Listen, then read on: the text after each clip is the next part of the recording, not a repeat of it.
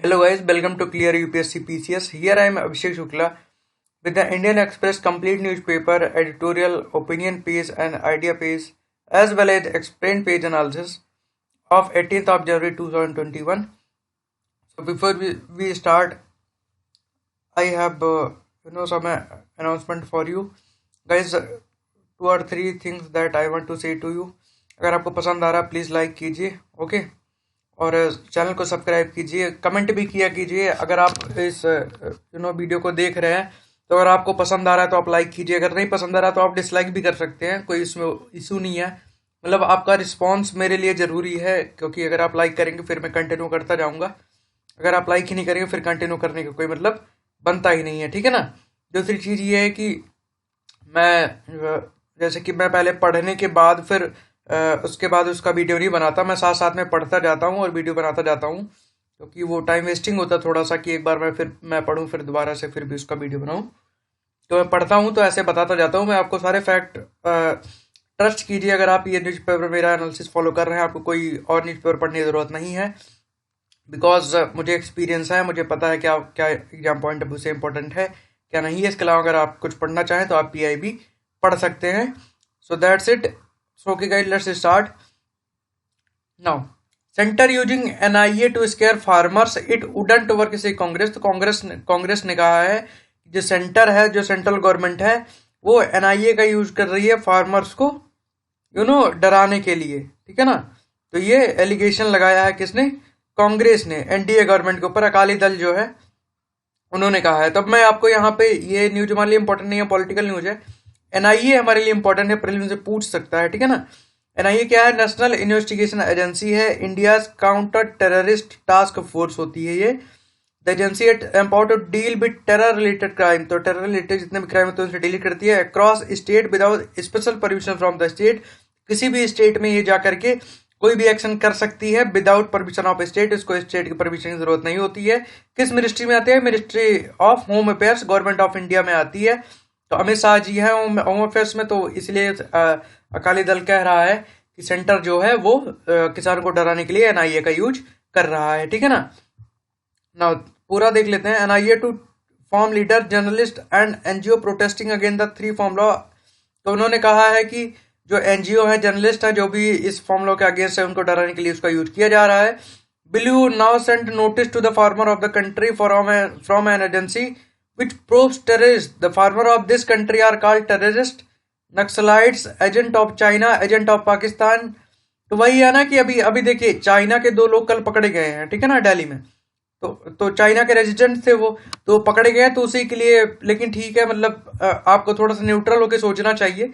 अगर कोई भी एक्शन लिया जा रहा है, ठीक है ना, तो उस पर थोड़ा सा न्यूट्रल होकर आप सोचिए क्या सही है नहीं है। ये तो अपोजिशन है, अपोजिशन हमेशा एलिगेशन लगाती रही है। जब कांग्रेस की गवर्नमेंट थी तब बीजेपी ने पूरे जितने भी काम होते हैं सब पे एलिगेशन लगाए थे, अपोज किया था उसका, और अभी वही काम कांग्रेस कर रही है, ठीक है ना। Johnson invites PM to G7 in June say will visit India before summit. तो almost a fortnight after British Prime Minister Boris Johnson called up Prime Minister Narendra Modi and expressed regret that he couldn't be able to visit India, chief guest from for the Republic। तो Republic day पे Boris Johnson जी आने वाले थे, लेकिन वो आ नहीं पाए because वहां पे कोविड का नया स्ट्रेन आया है, ठीक है ना, इसकी वजह से। तो लेकिन उन्होंने रिग्रेट दिया है, मतलब एक हिसाब से उन्होंने कहा है कि मैं आ नहीं पाया, तो उसके लिए फिर उन्होंने कहा he has invited the Indian PM to UK in G7 summit in June this year. तो एक ये फैक्ट याद रखिए कि G7 की जो समिट है वो अब की बार कहाँ होगी? वो होगी UK में होगी और जून में होगी, ठीक है ना। अब Johnson who had extended an invitation to Modi during a phone call last year also reiterated his plan to visit India ahead of G7 summit. तो G7 समिट के बाद हो सकता है वो यहाँ पे विजिट करें। G7 plus India, Australia and South Korea is seen as gathering of D10। तो देखिए D10 कौन कौन सी है? G7 plus South Korea, Australia और इंडिया, इनको मिला के D10 कहा जाता है। D10 leader who represent over 60% of people living in democracy. तो डेमोक्रेसी में 60% लीडर्स को कौन करते हैं? ये 10 leader, G7 plus Australia, South Korea and India, ठीक है ना।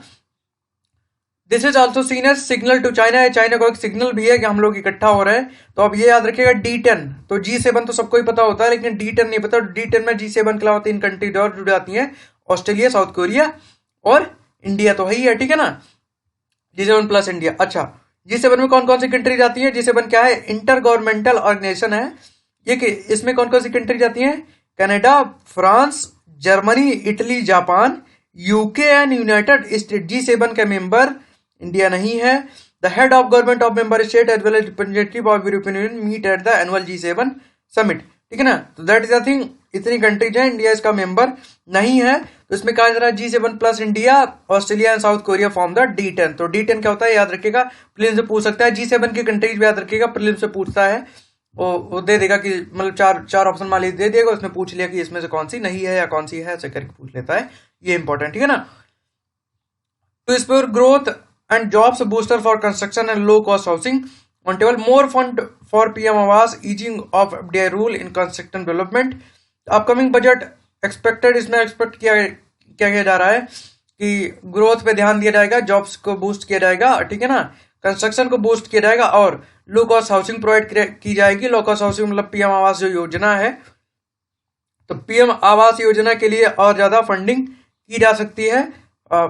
फॉरेन डायरेक्ट इन्वेस्टमेंट रूल के लिए रूल को भी ईज किया जाएगा, मतलब उसमें आसानी की जाएगी, कोई भी आदमी आकर के फॉरेन डायरेक्ट इन्वेस्टमेंट यहाँ पे कर सकता है, ठीक है ना। अब PM आवास यहाँ पे आया है, मैं आपको फैक्ट बता देता हूँ। देखिए ये सारी चीजें इंपॉर्टेंट है, न्यूज़पेपर में इसे पूछ लेता है वो। PM आवास योजना लॉन्च हुई थी 25 जून 2015 को। Intended to provide housing of all the urban area by year 2022। तो अर्बन एरियाज के जितने भी है उनको 2022 तक हाउस प्रोवाइड करने के लिए किया गया था, ठीक है ना। दैट इज द थिंग, याद रखिएगा।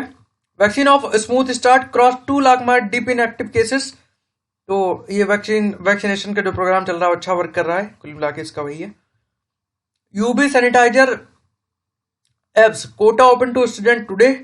Ultra violet lighting for sanitisation in classroom.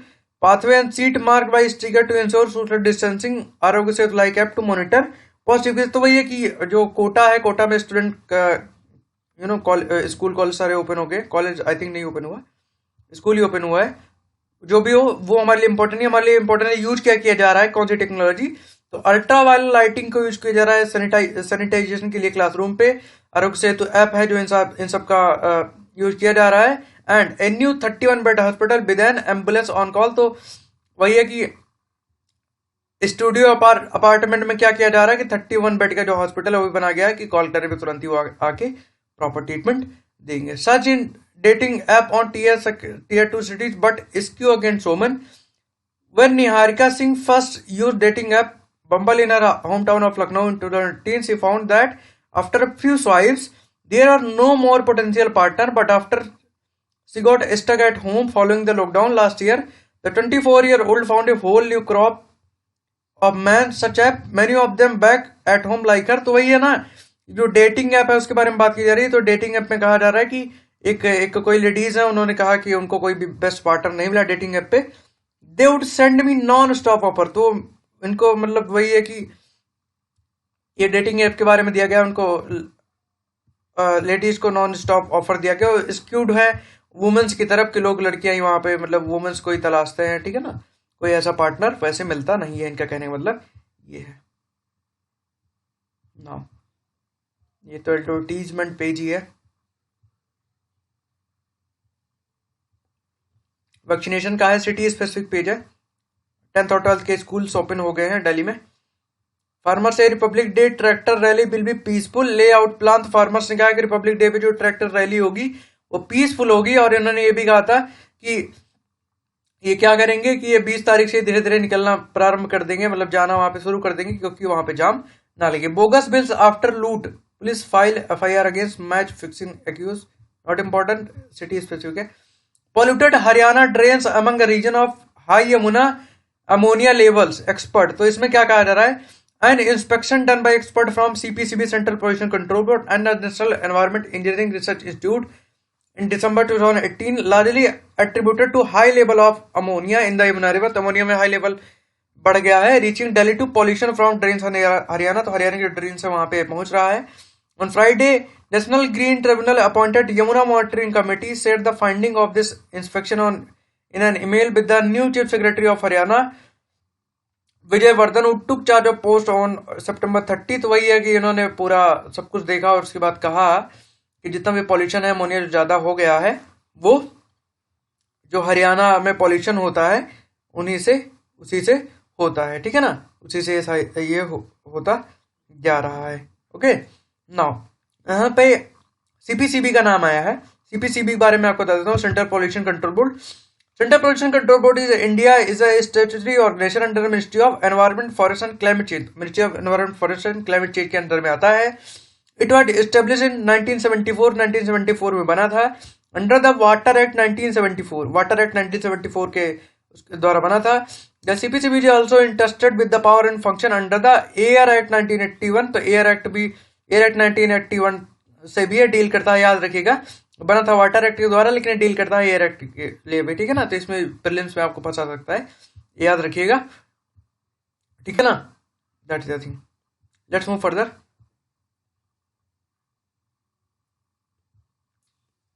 For a student who failed class 9 dropping out, not important for us.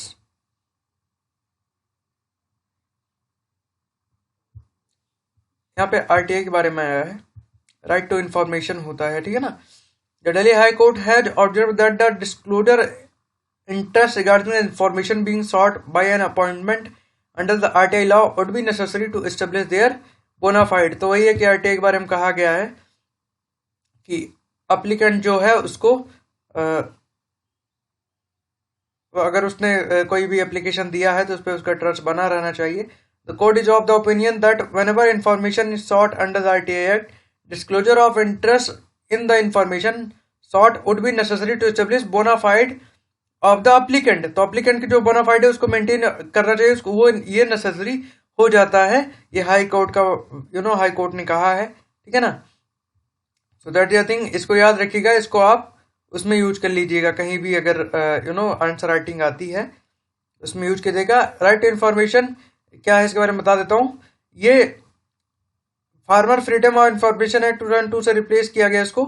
Right to information is an act of parliament of India which sets out the rule and procedure regarding citizen right to information. तो right to information, इसमें आप किसी भी विभाग से कोई भी जानकारी मांग सकते हैं, बट वो पब्लिक इसमें बहुत सारे क्लॉज हैं, उसके लिए आपको पढ़ना पड़ेगा, ठीक है ना। तो इसमें बहुत सारी इन्फॉर्मेशन डिस्क्लोज नहीं की जाती है, जैसे मिलिट्री से रिलेटेड कोई डिफेंस रिलेटेड कोई इन्फॉर्मेशन नहीं की जाएगी। जैसे पीएम केयर्स फंड है तो उसके लिए भी आरटीआई पे मांगा गया, लेकिन उस पर कोई इन्फॉर्मेशन दी नहीं गई, ठीक है ना। फार्म बिल पे भी जो भी ये हुए हैं, क्या कहते हैं, जो भी टॉक्स हुई हैं बीच में, उसके लिए भी आरटीआई पड़ी थी। तो उसमें कहा गया था कि हमारे पास कोई इन्फॉर्मेशन नहीं है क्योंकि उन टॉक्स का कोई डिसीजन नहीं निकला, तो ऐसे होता है, ठीक है ना। दैट इज द थिंग, ये सारी चीजें याद रखिएगा। PM flags off 8 train to boost connectivity to statue of unity. तो स्टैच्यू ऑफ यूनिटी के लिए कल मैंने आपको बताया था, कल आप देख लीजिए कहाँ कहाँ से ट्रेन चलेंगी। तो स्टैच्यू ऑफ यूनिटी पे पहुंचने के लिए 8 ट्रेन नई चलाई जाएंगी। नरेंद्र मोदी जी ने उसको क्या किया है, फ्लैग ऑफ दिया, कल से झंडी उसको दिखा दी है, ठीक है ना। अब स्टैच्यू ऑफ यूनिटी क्या है, सरदार वल्लभ भाई पटेल जी का स्टैचू है। ये पहले फर्स्ट डिप्टी प्राइम मिनिस्टर थे, home minister of independent India and authority of Mahatma Gandhi during the non violent independence movement. Independence movement में भी उन्होंने वर्क किया था, ठीक है ना। अब लोकेशन इसकी कहाँ है, इसकी location Narmada valley, Kevadia colony, Narmada district, Gujarat, यहाँ पे है इसकी लोकेशन, ठीक है ना। तो याद रखिएगा ये सारी चीजें, ये हमारे लिए इंपॉर्टेंट है। केवड़िया कॉलोनी में है। Sardar Sarovar, facing the Sardar Sarovar dam. तो सरदार सरोवर जो डैम है वहां से थोड़ी दूर पे है, ठीक है ना। और ये नर्मदा रिवर पे बना है, ये याद रखिएगा, ठीक है। ये इंपॉर्टेंट है आपके लिए। ओपनिंग डेट 31 अक्टूबर 2018 से ये ओपन किया गया, ओके। ये सारे फैक्ट है, याद रखिएगा। After recusal WhatsApp case goes to different Delhi high court जज with the Delhi high court judge recusing herself last week from WhatsApp privacy policy case. The petition seeking the immediate injunction against the messaging company updated term will be heard by a different judge in Monday. तो Monday को मतलब आज ही ये different जज के द्वारा heard किया जाएगा। देखिए कल जो वर्डिक्ट आएगा उसके बारे में फिर हम बात करेंगे। Simple says no clarity on Congress internal polls yet, sides disenchantment in party. तो ये पार्टी पॉलिटिकल न्यूज है। Modi government top priority to double farmer income. तो अमित शाह जी ने कहा है कि मोदी गवर्नमेंट की टॉप प्रायोरिटी क्या है, फार्मर्स इनको डबल करना है, लेकिन उसके लिए काम भी करना पड़ता है जो कर नहीं रहे, ठीक है ना। WhatsApp chat of Arnav BARC ex CEO reveal fraud rate national security question. तो कांग्रेस ने क्या कहा है कि अर्नव और बार्क के जो एक्स सीईओ हैं उनके बीच में जो चैट्स रिवील हुई हैं वो नो क्या कर रही हैं कि नेशनल सिक्योरिटी पे क्वेश्चन उठा रही हैं। द पर्पज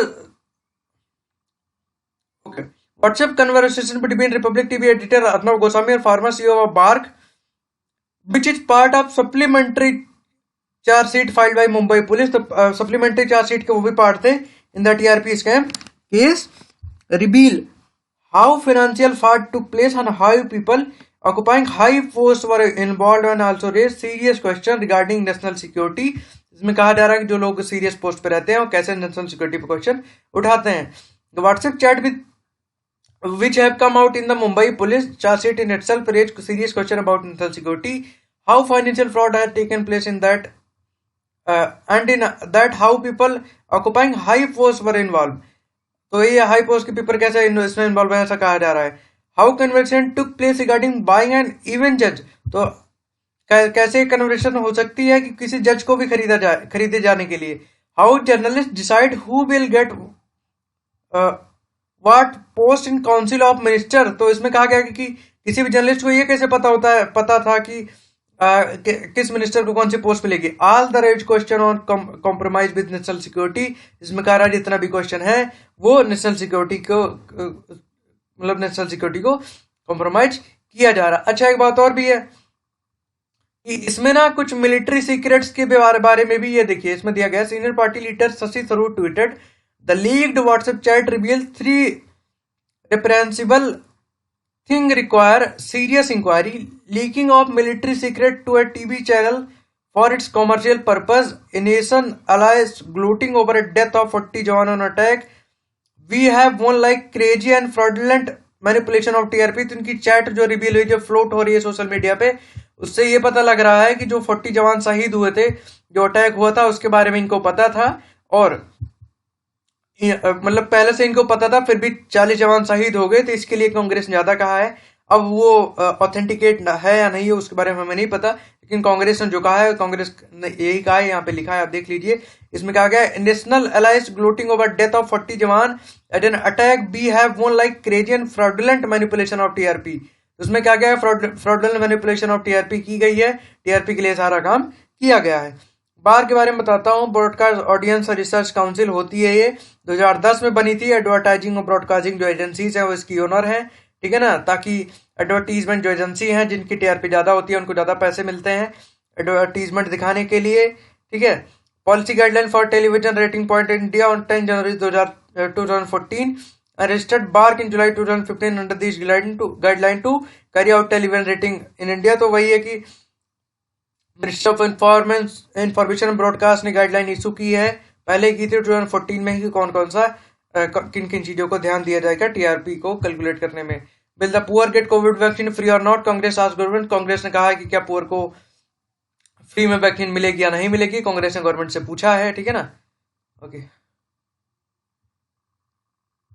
ये ट्रंप की पॉलिटिक्स पे एक एडिटोरियल पेज है।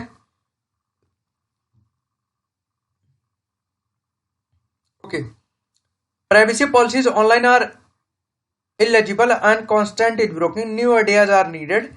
देखिए ये दोनों इंपॉर्टेंट है, ये हमारे लिए कम इंपॉर्टेंट है। And the incitement of racism, तो ट्रंप जी जो व्हाइट और ब्लैक से का मतलब ट्रंप व्हाइट्स की तरफ इंक्लाइंड थे ऐसा एक्सपर्ट का ओपिनियन है, तो ये उस पे है। और बिफोर क्लिकिंग आई एग्री, तो इन्हीं प्राइवेसी पॉलिसी के बारे में लिखा गया है, तो ये इसके बारे में हम डिस्कस करेंगे। Balance diet and not important for us, आप पढ़ लीजिएगा, पढ़ना चाहिए, एग्जाम पॉइंट ऑफ व्यू से इंपॉर्टेंट नहीं है, ठीक है ना। के सेव्ड बजट, के सेव्ड बजट इकोनॉमी का है, इसको भी हम थोड़ा सा डिस्कस कर लेंगे। इकोनॉमिस्ट है ये, इंडिया के इकोनॉमिस्ट है, वाइस प्रेसिडेंट ऑफ नमूरा के, वाइस प्रेसिडेंट ऑफ है नमूरा के।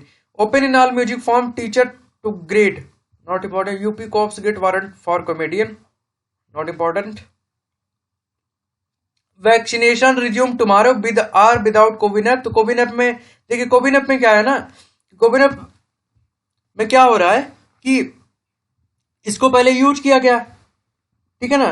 तो ये एक ऐप है, इसी पे आपको रजिस्टर करना होगा और इसी पे आपको पता चलेगा कब आपको वैक्सीन लगेगी, सेकंड डोज कब लगनी है। अगर आपको कोई एडवर्स इम्पैक्ट होता है तो आप इस पे क्या कर सकते हैं, इस पे आप अपनी फीडबैक दे सकते हैं और जो एडवर्स इम्पैक्ट है उसके लिए भी आप इस पे रिपोर्ट कर सकते हैं कोविन पे। लेकिन हुआ क्या था कि कुछ जगह पे पहला दिन जब वैक्सीनेशन स्टार्ट हुआ तो इसमें ग्लिच आ गया था और ये वर्क नहीं कर रहा था।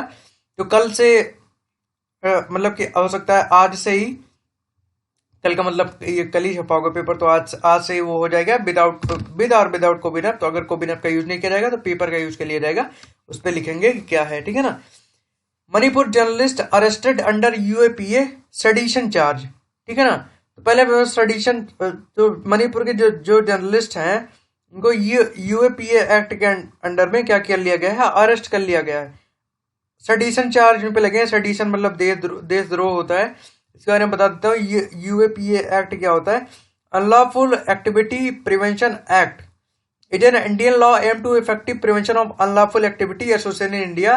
The main objective was to make power available for dealing an activity direct against the integrity और सॉवरेनिटी ऑफ इंडिया। इंडिया के इंटीग्रिटी और सॉवरेनिटी से जो ब्रीच करता है इंडिया की इंटीग्रिटी और सॉवरेनिटी को, उसके लिए किया जाता है, ठीक है ना। दैट आई थिंक तो यूएपीए उसी के लिए लगाया जाता है ना।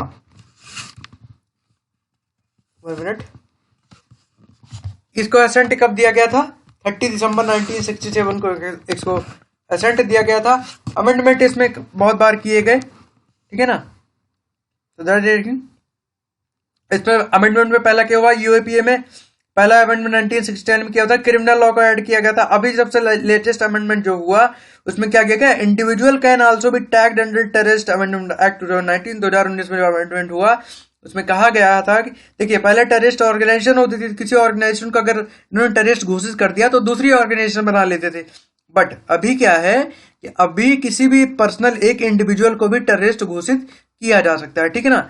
अब इसमें हुआ क्या है, news portal were Sunday arrested and sedition and terror related charge on the IPC unlawful activity prevention act over publication of an article criticising the state militancy movement. State की जो मिलिटेंसी मूवमेंट है, देखिए military को इन्होंने criticise कर दिया, जबकि हमारे जो जवान है वो इतनी अच्छे से वर्क कर रहे हैं, इसीलिए इनको कर दिया गया है। 2 journalist has been charge under IPC section 124 है। तो आईपीसी के जो सेक्शन 124 होता है वो सेडिशन से डील करता है। 120 बी डील करता है क्रिमिनल कॉन्स्पिरेसी का, क्रिमिनल कॉन्स्पिरेसी में इन्वॉल्व है।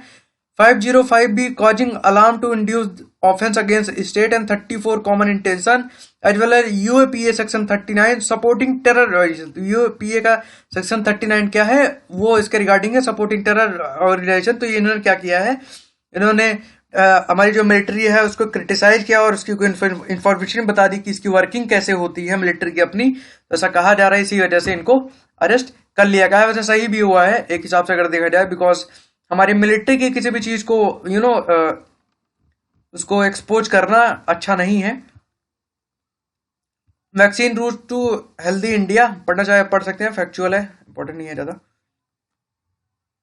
नॉर्वे में फिर फाइजर लेने के बाद लोगों की मौत हो गई है, तो इसके बारे में दिया गया है। ओके,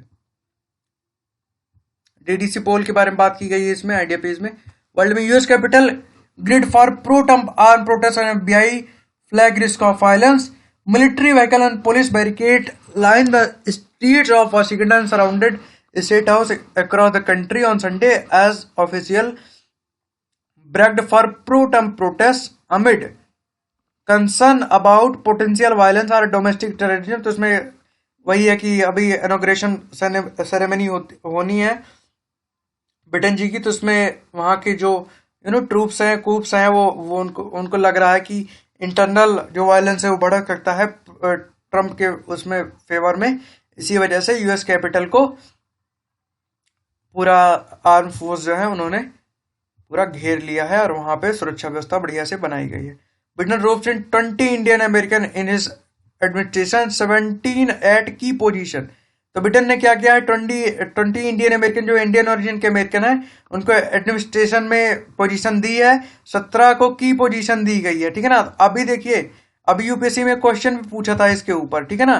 तो उसमें वही है कि मतलब पहले पहले देखिए, जो वाइस प्रेसिडेंट है यूएस की, जो जिनको बनाया गया है, तो उसके बारे में आप लिख सकते हैं। तो ऐसे ये सारी चीजें पढ़ेंगे ना, तो उसका क्वेश्चन आप दे सकते हैं।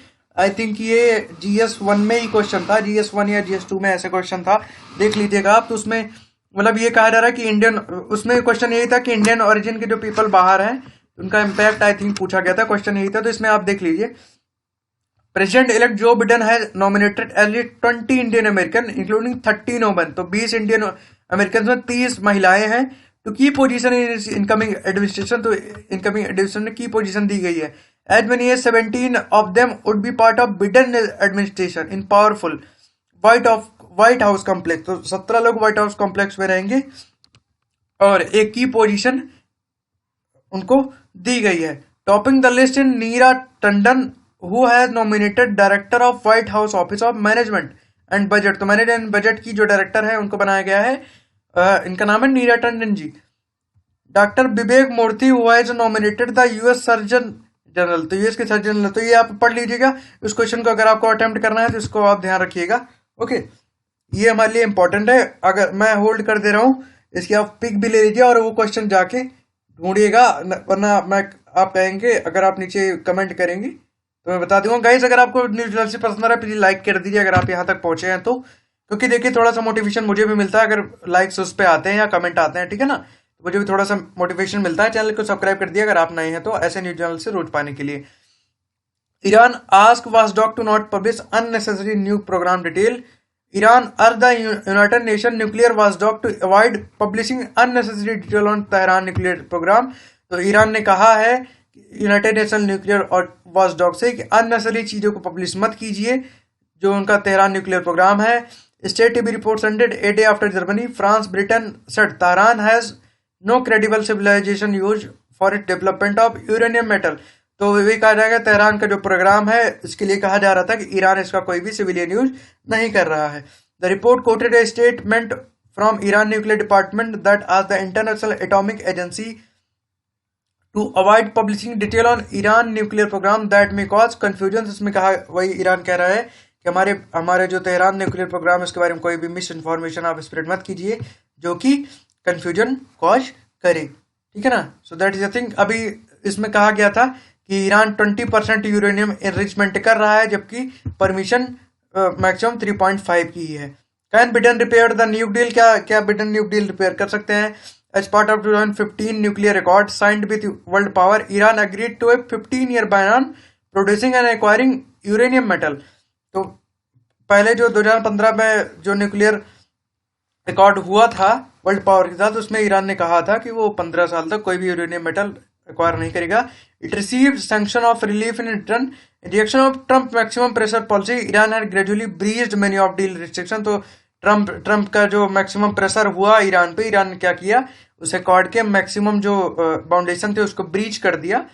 President elect Joe Biden has placed to return to US to deal if Iran resume strict compliance with the agreement that empress strict carbon nuclear activity in return for lifting of sanction. तो वही है कि ऐसा कहा जा रहा है कि अगर ईरान जो ब्रीच कर रहा है यूरेनियम का जो अकॉर्ड है, अगर उसको उस पर स्ट्रिक्ट रहेगा तो ब्रिटेन क्या करेंगे, जो सैंक्शंस ट्रम्प ने लगाए थे ईरान के ऊपर उसको वो लिफ्ट आउट कर सकते हैं। Kamala Harris to be sworn in vice president by justice Sonia Sotomayor. तो वही Kamala Harris ji vice president है, इंडियन ओरिजिन की भी है। तो ये क्वेश्चन पूछा था यूपीएससी ने अब की बार, ठीक है ना। तो ये सारी चीजें अगर आप पढ़े होते न्यूज़पेपर में तो आपको पता चल जाता है। US seek to give first covid shot to all adult by September. सितंबर से यूएस सारे एडल्ट्स को देगा कोविड की vaccine.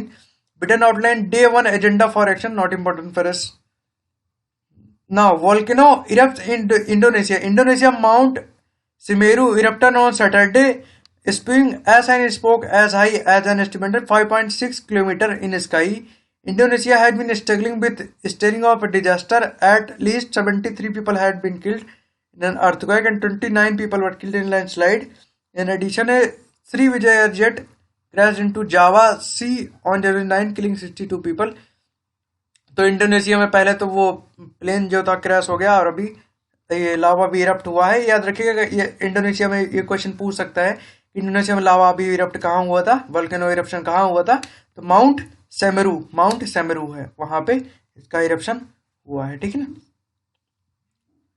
Death self immolation draw scrutiny on China tech giant e-commerce worker who kept China fed during corona virus pandemic making their billionaire bosses even richer are so unhappy with their pay and treatment that one just set himself on fire on protest। तो वही है कि जो China की giant companies हैं उन पे जो उनके बिलियनियर बॉसेस हैं, लोग उनके लिए वर्क तो कर रहे हैं लेकिन अपने पे जो उनको पे दिया जा रहा है, उनको वेजेस और सैलरी दी जा रही है, उससे वो हैप्पी नहीं है और हो सकता है वो लोग प्रोटेस्ट करें।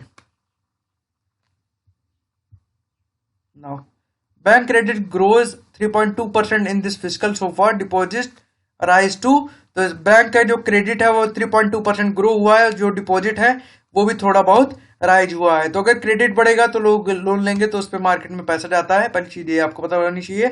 दूसरी बात, डिपॉजिट राइज हुआ है, इसका मतलब लोगों को बेनिफिट भी हो रहा है, लोगों को प्रॉफिट भी हो रहा है, ठीक है ना। What is 5G and how prepared in India to adopt this tech. तो 5G क्या है और इंडिया अडॉप्ट करने के लिए इसको तैयार है, तो इसके बारे में देखते हैं। What is 5G technology and how it is different. तो ये याद रखिएगा, प्रीलिम्स में 5G के बारे में पूछ सकता है, ठीक है ना। 5G के बारे में 2-3 स्टेटमेंट दे देगा और आपको बताना होगा। जैसे 4G के बारे में आई थिंक 2016 में पूछा था प्रीलिम्स में क्वेश्चन। 5G और 5th generation is the latest upgrade in the long term evolution.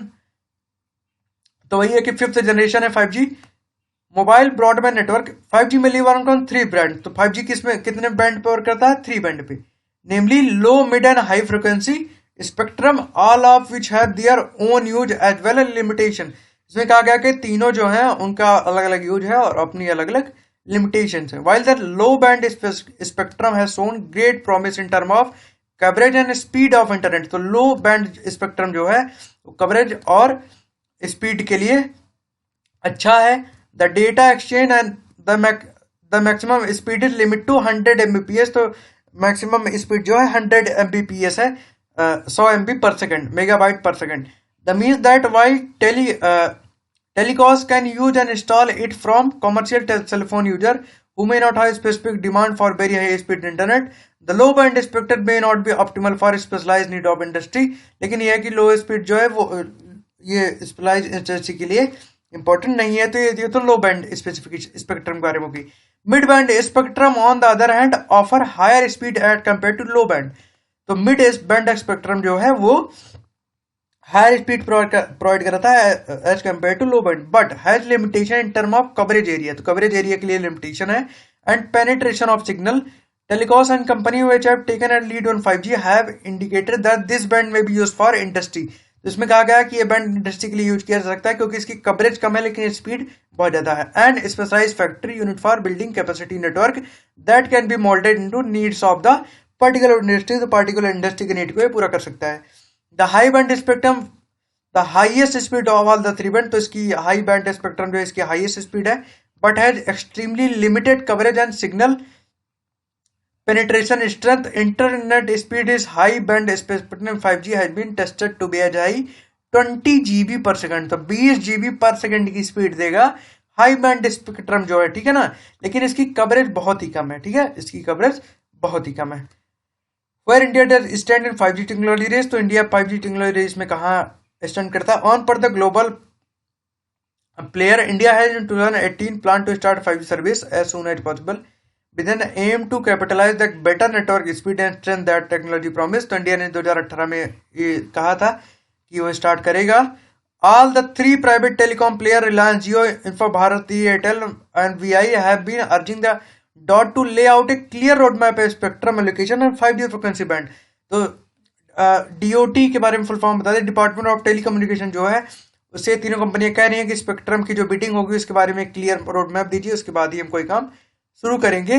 On other hand Reliance Jio plan to launch an indigenously build 5G network. तो ये एयरटेल वगैरह तो डिपार्टमेंट ऑफ टेलीकम्युनिकेशन से बिडिंग के लिए मांग रहे हैं। 5G क्या कर रहा है, 5G चाहता है कि उसका इंडिजिनस लॉन्च हो जाए, वो खुद ही अपना सारा काम, मतलब वो जितनी भी स्पेक्ट्रम होगी, जो भी होगा, वो सब अकेले अपना करेगा। What is global process in 5G? 5G का ग्लोबल प्रोसेस क्या है? More the government global telecom companies had started building 5G network. तो बहुत सारी ग्लोबल टेलीकॉम कंपनीज ने 5G नेटवर्क बनाना शुरू किया है। South Korean Samsung had started researching on 5G technology, Samsung ने स्टार्ट कर दिया है। और चाइना ने भी स्टार्ट किया है, लेकिन चाइना के लिए तो अभी वही है कि हर्डल है, ठीक है ना। सो दैट ये thing. Okay, let's move further. तो ये न्यूज आइटम इतना ही था। अभी हमको एडिटोरियल जो पेज है वो डिस्कस करना है। ओके, 1-2 एक मैंने शायद और बोला था, के सेफ्ड बजट। इसमें के सेफ्ड जो इकोनॉमी होती है उसके बारे में बताऊंगा। ये इसमें बहुत सारा फैक्ट दिया हुआ है, तो हमारे लिए इंपॉर्टेंट है। के सेफ्ड जो होता है, के सेफ के बारे में आपको बता दूंगा, ठीक है ना। ये हमारे लिए इंपॉर्टेंट है, इकोनॉमी में ये पूछा जा सकता है। ओके, सो गाइज, सबसे पहले मैं आपको के सेफ्ड के बारे में बता देता हूँ, ठीक है ना। के सेफ्ड इकोनॉमी क्या होती है? ओके ओके, के सेफ इकोनॉमी में क्या होता है ये समझ लीजिए। ये है की, ठीक है ना। जब रिसेशन आता है, जैसे कि अभी अभी पेंडेमिक है, ठीक है ना। तो पेंडेमिक में क्या हुआ था कि सबकी इकोनॉमी जो है गड़बड़ हो गई थी, पूरे जीडीपी वगैरह जाने लगी। अब इसमें रिकवरी की जब बात आती है, इसकी रिकवरी की, तो डिफरेंट सेक्शन ऑफ द वो जो होता है, डिफरेंट सेक्शन ऑफ सोसाइटी होता है, उन सारे लोगों की रिकवरी डिफरेंट रेट्स पे होती है, ठीक है ना। जैसे फॉर एग्जांपल, अब यहाँ पे क्या है कि जैसे ये यहाँ पे है कि, तो ये ऐसे बनता ही है। तो देखिए इसमें क्या होगा, ये मान लीजिए रिच स्टेटा है और ये पुअर स्टेटा है।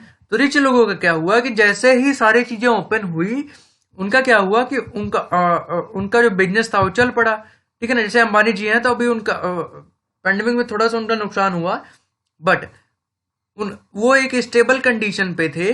उनको फिर से रिकवरी करने के लिए ज्यादा प्रॉब्लम, जैसे समझ लीजिए रिलायंस है, तो रिलायंस में पेंडेमिक के बाद भी जियो जो है, जियो तो चल ही रहा था, तो उसकी वजह से उसको रेवेन्यू तो हो ही रहा था, ठीक है ना। तो उसको ज्यादा प्रॉब्लम नहीं हुई। बट तो इनको रिकवरी करने के लिए क्या लगेगा, थोड़ा सा प्रोडक्शन बढ़ाएंगे, थोड़ी सी डाइवर्सिटी लाएंगे, तो ये रिकवरी हो जाएगा। बट ये जो पुअर स्टेटा है, समझ लीजिए ये मजदूरी कर रहे थे, ठीक है ना। तो इनके पास पहली बात तो सेविंग नहीं थी, दूसरी बात है घर भी आ गए। तो घर आ गए, इनको अब जॉब की भी इशू है। और दूसरी बात, अगर इनके पास जॉब थी भी तो उसमें कहीं आधा पैसा मिला, कहीं पूरा मिला, ठीक है ना।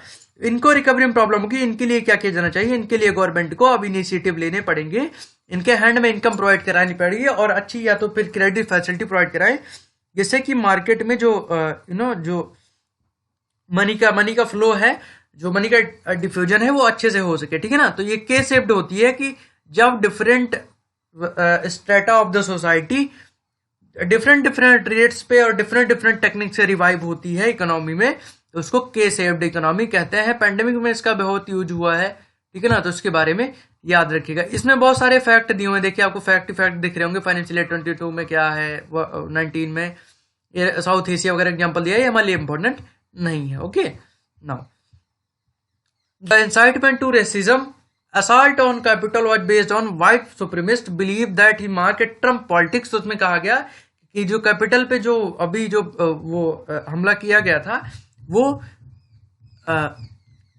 जो ट्रम्प की पॉलिटिक्स थी व्हाइट सुप्रीमेसी की, उसी के लिए किया गया था, वो दिखाने के लिए किया जाता है, ठीक है ना। तो इसमें देखते हैं, संजीव बरुआ जी ने लिखा है, with the approval of impeachment resolution by the US House of Representatives last Wednesday, Donald Trump became the first president in America history to impeach twice। ये फैक्ट याद रखिए, डोनाल्ड ट्रंप पहले ऐसे राष्ट्रपति बन गए जिनको 2 बार इम्पीच किया जा चुका है। But since the senate is not scheduled to meet till January 19, the day before President-elect Joe Biden inaugurated, the impeachment will not cut short Trump term in office। 19 जनवरी तक कोई सीनेट का शेड्यूल नहीं है, इसकी वजह से जो उसके ऑफिस का टर्म है वो कट नहीं होगा। But senate action not the relation even after the leaves office could disqualify him from the presidency and precluded another presidential run। तो वही है कि इनको डिस्क्वालीफाई भी कर दिया जाएगा इसके द्वारा। The charge made against Donald Trump in the impeachment resolution is mind-boggling. तो चार्ज जो लगाया गया वो mind-boggling है. ऑथर ऐसा कहते हैं the incitement of insurrection. The resolution referred to false statement that he made repeatedly about widespread voter fraud in 2020 presidential election and the suggestion that result should not be accepted by American people. तो वही है कि इसमें वही fraudulent जो activities के लिए allegation लगाए गए थे 2020 प्रेसिडेंशियल इलेक्शन में, उसमें कहा गया है कि कुछ जो अमेरिकन पीपल हैं वो लोग अभी भी उसको एक्सेप्ट नहीं करेंगे. Are certified by state federal official and 2 his role in encouraging the January 6 siege of Capitol. On the day, Trump told his supporter that we won this election and we won it by the landslide. ठीक है ना. तो Trump अपने supporters को यही कहते थे कि हम ये इलेक्शन जीतेंगे और हम लैंडस्लाइड से जीतेंगे, मतलब कि हर्डल्स पैदा करके हम जीत लेंगे. There is no evidence to back his claim. तो इसमें कोई एविडेंस उसके क्लेम को बैक करने के लिए नहीं है, मतलब कि उसको ऐसा नहीं कर सकता कि ऐसा नहीं है. Multiple legal challenges to the election result in various states have failed to lack of credible evidence. तो स्टेट, बहुत सारे स्टेट फेल हुए क्रेडिबल एविडेंस देने से कि सही से हुआ है election. He encouraged his supporter to walk down to Capitol, falsely suggesting that the election result could still be overturned by a Congress. तो वही है कि उन्होंने, ट्रम्प जी ने अपने सपोर्टर्स कहा कि कैपिटल की तरफ वॉक डाउन करें, और उनको लगता था, लास्ट में भी सजेस्ट कर रहे थे कि जो प्रोटेस्ट है वो कांग्रेस के द्वारा अभी भी पलटा जा सकता है. This is little doubt that angry moves at the capital posed a direct threat to the lives of elected representative, specially those demonised by Trump.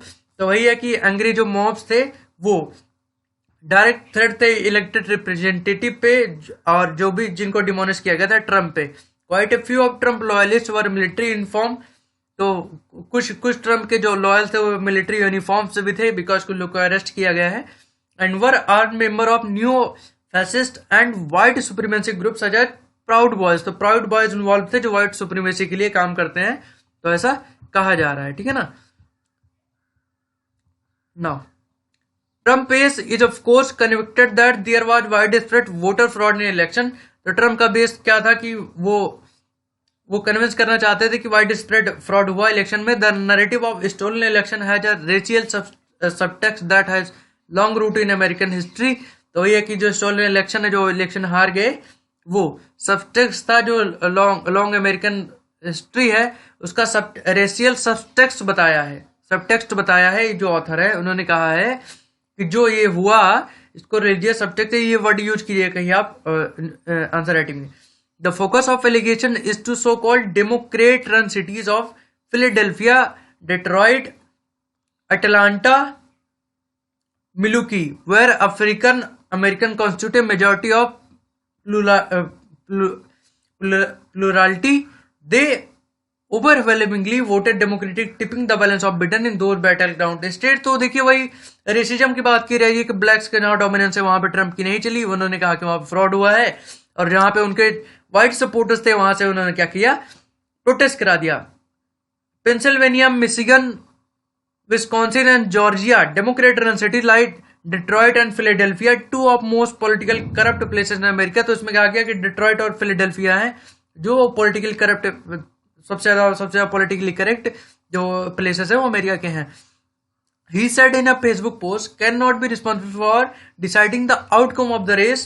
The term Democrat and political corrupt are code word of black area. तो इसमें कहा गया है कि Facebook post में जो Democrat run और political corrupt की बात की जा रही है, ब्लैक एरियाज के लिए यूज किया जाता है. तो वही रेसिज्म की बात की जा रही है कि डेमोक्रेट रन और पॉलिटिकल करप्ट जो जिन एरियाज को कहा जाता है उसमें ब्लैक की डोमिनेंस है, इसीलिए उसको कहा जाता है. That capital storming Trump supporter were overwhelmingly white. तो उसमें ट्रम्प के सपोर्टर जितने सारे व्हाइट थे. Pictures and video taken during the siege and share the social media received much attention. तो सोशल मीडिया पे जो भी वीडियो शेयर किए गए उनको अटेंशन मिली. The restraint of ability of some police officer toward the intruder surprise many of widely circulated image. Police officer impose A selfie with protester. तो एक पुलिस ऑफिसर ने जो प्रोटेस्टर उनके साथ सेल्फी भी ले ली. ठीक है ना. तो ये होता है. The contract with the contrast with the police response to Black Lives Matter protests last summer couldn't be more revealing. had black and brown BLM protesters tried to enter the capital instead of predominantly white Trump supporter. पहले भी ऐसा हो चुका है, इसके बारे में बात की जा रही है, ये वाली इंपॉर्टेंट नहीं है. कंक्लूजन पे आते हैं. It is likely that white half of America will welcome Biden choice. तो इसमें कहा गया है कि जो आधे व्हाइट्स हैं वो बिडेन की चॉइस को वेलकम करेंगे. And his decision as a sign of social progress. तो ये decision sign of social progress होगा. The other half will take a dim view of it if Trump 2016 election victory was partly the result of racial backlash against the Obama presidency. तो इसमें कहा गया कि अगर racial backlash रहा होगा जो 2016 में ये ट्रम्प जीते अगेंस्ट ओबामा, तो इसमें कहा गया कि आधे जो लोग हैं वो ट्रम्प का सपोर्ट करेंगे. The unspoken truth of a racial divide has long thrive on fantasy to being under siege and having to fight back. तो वही रेशियल डिस्क्रिमिनेशन के बारे में उन्होंने कहा है कि जो लॉन्ग थ्राइड फैंटेसी है वो अंडर सीज होगी और फाइट बैक भी हो सकती है. ठीक है ना. तो ये एडिटोरियल मैंने आपको डिस्कस कर दिया. इससे आपको पता है रेसिज्म के बारे में बहुत सारे पॉइंट मिल गए होंगे. ठीक है ना, कि रेसिज्म में अमेरिका में कैसे हुआ. अब यूपीएससी आपसे या स्टेट पीसीएस आपसे ये नहीं पूछेगा कि अमेरिका के बारे में क्या सीन है. ठीक है ना.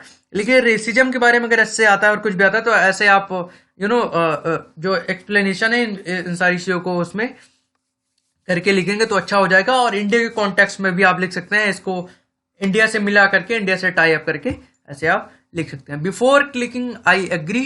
तो वही प्राइवेसी पॉलिसी के बारे में बात की जा रही है. ठीक है ना.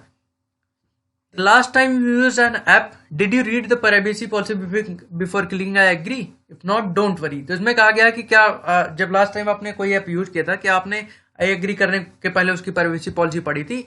सच policies are not design for easy reading. तो उन्होंने कहा है, ऑथर कहते हैं कि ये पॉलिसी जो है वो इजी रीडिंग के लिए डिजाइन की ही नहीं जाती. With reams of legal jargon most are difficult to use as Harvard law review.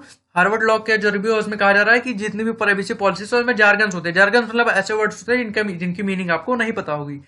A survey of 155 college students in Delhi found that even law students could understood only about half of clause. इसमें कहा गया कि 155 जो college student थे दिल्ली के, वो भी law के स्टूडेंट थे. तो उनसे अगर प्राइवेसी पॉलिसी पढ़ाएगी तो उसमें उस प्राइवेसी पॉलिसी की जो क्लॉज थे उसमें आधा ही उनको भी समझ में आया. Most policies are exclusively in English which is clearly inadequate in country where no more than 20% are comfortable with the language. तो इसमें कहा गया इंग्लिश में जो पॉलिसीज आती हैं उसमें केवल 12% लोग कंफर्टेबल हो. जैसे हम लोग हैं तो अभी इंग्लिश में हम लोग को समझ में आता है. प्राइवेसी पॉलिसी हम समझ सकते हैं, बस कुछ टर्म है जिनको हमें भी सर्च करना पड़ता है. ठीक है ना. ये बात है. A human centric study across India found that even people who could not read or write when made aware of what they were consented to care deeply about it. तो ऑथर कहते हैं कि जो लोग हैं, जो लोग पढ़ना लिखना भी जानते हैं, उनको भी अगर पता चलता है कि वो किस चीज के लिए कंसेंट दे रहे हैं तो उसके लिए भी वो डीपली केयर करते हैं. They wanted a square chance to assess trade off but felt they didn't usually have such a choice. तो वो भी लोग उसको ट्रेड ऑफ करना चाहते हैं लेकिन लोगों के पास कोई ऐसी चॉइस नहीं होती. Online consent is therefore a false choice for most Indian. तो ऑनलाइन कंसेंट एक फॉल्स चॉइस होती है बहुत सारे इंडियंस के लिए.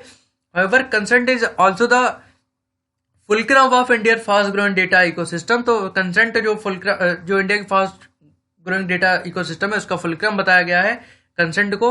The data protection bill under consideration by parliament list consent as legal ground for data processing. It also required the consent be freely given, specific, informed, unambiguous and revocable, all legal sound objective but difficult to achieve in practice. उसमें कहा गया है कि जो data protection bill है उसमें भी अभी तो देखिए अभी तो उसका इम्प्लीमेंटेशन हुआ नहीं है, आया ही नहीं है. ठीक है ना. अभी तो हम तो कंसेंट उसका दे ही रहे हैं. It also required. तो उसमें क्या किया कि उसमें रिक्वायरमेंट है कि कंसेंट जो है फ्री दिया जाना चाहिए, स्पेसिफिक इन्फॉर्म्ड करना चाहिए कि कौन कौन सा हम कंसेंट दे रहे हैं, अनएम्बिगुअस और अनरिवोकेबल होना चाहिए कि हम उसको रिवोक भी कर सकें, all legally sound objective but difficult to achieve in practice. तो इसमें कहा गया है कि बट ये प्रैक्टिस में प्रैक्टिकली अचीव करना मुश्किल है. Last year NITI Aayog sought public comment on the data empowerment and protection architecture, a system that will connect a individual financial, health, telecom, other data so that it can move from one provider to other. DEPA intend to use consent to ensure that user remain in control of their data. तो DEPA का क्या अभी पिछली बार नीति आयोग ने क्या किया, एक system launch किया कि इंडिविजुअल की जितनी भी इंफॉर्मेशन को कनेक्ट करके जिसके कि उसके डेटा को कंट्रोल किया जा सके, डेपा का ही ऑब्जेक्टिव है। Through DEPA and the other similar initiative India pose to escalate it innovation economy by using data to create innovative products. तो उन डेटा को यूज करके इनोवेटिव प्रोडक्ट्स बनाने के लिए यूज किया जा रहा है, बट कंसेंट ब्रोकिंग, तो लेकिन कंसेंट ब्रोकिंग किया जाता है। आप समझिए डेपा है तो आपकी सारी हेल्थ इन्फॉर्मेशन, सारी इकोनॉमिक इन्फॉर्मेशन, सारी इन्फॉर्मेशन ले रहा है, उसी के हिसाब से प्रोडक्ट बनाए जा रहे हैं और बिजनेसेस को दिया जा रहा है। लेकिन ये तो ठीक है, but consent is broking, consent को ब्रोक किया जा रहा है, बिकॉज आपसे पूछा तो नहीं जा रहा कि हम आपकी इन्फॉर्मेशन लेके प्रोडक्ट बना रहे हैं, तो आपका कंसेंट जरूरी है। And relying on it to enable responsible data sharing see adequate. तो ऐसा मतलब इन्होंने कहा है कि ऐसा मान के चलना कि हम उस पर रिलाई करें कि हमारा डेटा सही जगह पे जा रहा है, तो ये सही नहीं है, ये इनएडिक्वेट है। Which is why we need new idea to give user greater control over their digital destinies. तो इसमें कहा जा रहा है कि इसी वजह से we need new idea to give user greater control. तो इसमें नए आइडिया की जरूरत है यूजर्स को ग्रेटर कंट्रोल देने की, ठीक है ना। पहले क्या बात की जा रही है, business need to become more responsible steward of customer trust. तो कंज्यूमर ट्रस्ट, तो इसमें कहा जा रहा है कंज्यूमर का ट्रस्ट है उसके लिए बिजनेस को चाहिए कि बहुत मोर स्क्यूड हो। Not only the right thing to do but is also good for business. तो इसमें ये कहा जा रहा है कि ऐसा नहीं कि ये सही चीज है इसलिए करना चाहिए, बट बिजनेस के लिए भी सही है। The centre of social and behaviour change in Ashoka university recently can be behavioural experiment on data privacy 5,444 Indians. It tested 20 innovative design ideas and found that making consumer read privacy policies by, for example, getting them to stay on the privacy policy page for a few minutes led to increased trust in the business and greater data sharing. तो इसमें क्या किया गया है, कुछ innovative design बनाई गई। इसमें क्या किया है, पहला कि अगर आप जैसे मान लीजिए कोई ऐप है, अगर आप उसको यूज कर सकते हैं तो प्राइवेसी पॉलिसी के लिए उन्होंने टाइमिंग दे दी है कि आप 5 मिनट के पहले प्राइवेसी पॉलिसी को स्किप नहीं कर सकते। तो इसमें ये दिखाता है, ये कंज्यूमर का ट्रस्ट दिखाता है, जो भी प्राइवेसी पॉलिसी है हमको खुद ही दिखा रहा है और हमको स्किप करने नहीं दे रहा। This create a win win situation, ये एक विन विन सिचुएशन क्रिएट करती है, क्योंकि कंज्यूमर को ट्रस्ट भी होता है और जो भी है वो लोग ये भी कह सकते हैं कि हमने तो आपको दिखाया था 5 मिनट का, 10 मिनट का हमने टाइम दिया था। Second, regulatory body need to step in guide customer. तो रेगुलेटरी बॉडी को चाहिए कि वो भी कंज्यूमर को गाइड करे। Consumer do not have the time और knowledge to go through privacy policy. Consumer के पास ऐसा टाइम नहीं है कि वो प्राइवेसी पॉलिसी पढ़े, उसके थ्रू गो थ्रू जाए। तो इसके लिए जो रेगुलेटरी बॉडी है उनके लिए उनको भी काम करना चाहिए। तीसरी क्या बात कही है, 1 मिनट, अब ये सारे याद रखिएगा, यूपीएससी ऐसे क्वेश्चन पूछ लेगा, ऐसे क्वेश्चन पूछ लेगा कि एक हाइपोथेटिकल क्वेश्चन भी यूपीएससी पूछ सकता है कि अगर आपको जो डेटा ये प्राइवेसी पॉलिसी है, अगर आपको इसको रेगुलेट करना है तो आप क्या करना चाहेंगे। तो ये ऐसे ही पॉइंट आपको बताओगे तो आप लिख दीजिएगा, एक इंट्रो आप लिखेंगे, मेन बॉडी में 5-6 पॉइंट लिखेंगे, उसके बाद कंक्लूड कर दीजिएगा, ठीक है ना। Third, government and industry association can play an enabling role by running in innovative awareness campaign. तो इनोवेटिव अवेयरनेस कैंपेन चलाई जानी चाहिए that leverage local context and related narrative style. तो लोकल कॉन्टेक्स्ट और रिलेटिव स्टाइल यूज करना चाहिए। जैसे UP में है तो समझ लीजिए कि ये लखनऊ वाला रीजन है तो अवधी में यूज किया जा सकता है, ठीक है ना। राजस्थान है तो राजस्थानी लैंग्वेज का भी थोड़ा सा यूज किया जाता है, उसका कल्चर का यूज किया जाना चाहिए। बिग एफएम राना वगैरह जैसे जो रीजनल टेलीविजन चैनल है उनका यूज किया जाना चाहिए, जो रीजनल टीवी चैनल है उनका यूज किया जाना चाहिए। Despise these promising innovation the burden of proof on privacy should rest with provider rather than consumer. तो इसमें कहा जा रहा है कि ये जितना भी ये प्रॉमिस ऑफ इनोवेशन है इसके द्वारा क्या होना चाहिए कि जो भी बर्डन है प्राइवेसी का वो प्रोवाइडर पे होना चाहिए, कंज्यूमर पे नहीं होना चाहिए। Businesses should act as business should act as fiduciaries of user data and act in the best interest of the user that simply maximize profit। तो इसमें कहा गया है कि कंज्यूमर को कोई प्रॉब्लम नहीं होनी चाहिए और बिजनेस को चाहिए कि वो अपने प्रॉफिट को मैक्सिमाइज करें, बट यूजर का जो डेटा है वो सेफ होना चाहिए। Regulators can create a new class of intermediary that warn customer about dangerous practices. Regulator को चाहिए कि न्यू क्लास ऑफ इंटरमीडियरीज को रखना चाहिए जो डेंजरस प्रैक्टिसेस को वार्न करें, represent them and seek recourse on their by educating the empowering every Indian. We will enable her to participate fully on Indian digital economy।